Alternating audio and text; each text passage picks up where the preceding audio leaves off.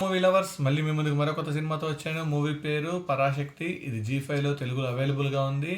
And movie విషయానికి వెళ్తే 1960లో భారతదేశంలో హిందీ మ్యాండేటరీగా పెట్టిన సందర్భంలో జరిగే అల్లర్లు, గొడవలు, దానికి అగైనిస్ట్గా ఎలా జరిగింది, దాన్ని ఎలా వీళ్ళు ఆపగలిగారా లేదా, అండ్ హిందీ ఎందుకు కంపల్సరీ చేయాల్సి వచ్చింది, అండ్ దానికోసం నాన్ హిందీ స్టేట్స్ ఎట్లా అయితే అపోజ్ చేసినాయి, అప్పుడు జరిగిన ఏమంటారు ఫైట్ ఏంటిది అనేది మొత్తం తెలుసుకోవాలనుకుంటే ఈ మూవీని చూడాల్సిందే.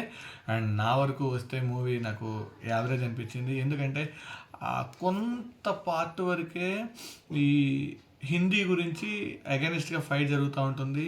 అక్కడ వరకు బాగానే ఉంటుంది. తర్వాత మళ్ళీ రొట్టకుట్టులాగే ఉంటుంది.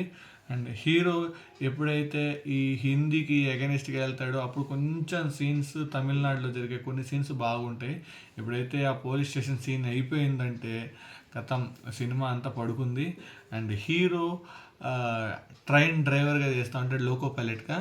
అండ్ తను హిందీలో ఎగ్జామ్ ఇవ్వడానికి వెళ్తాడు అప్గ్రేడ్ అవ్వడానికి. అండ్ అక్కడ హిందీ కరెక్ట్గా మాట్లాడలేకపోవటం మూలంగా ఫెయిల్ అవుతాడు.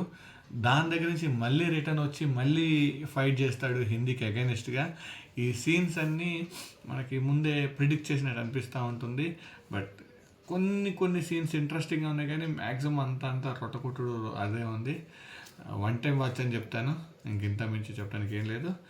Thanks for watching. Signing off.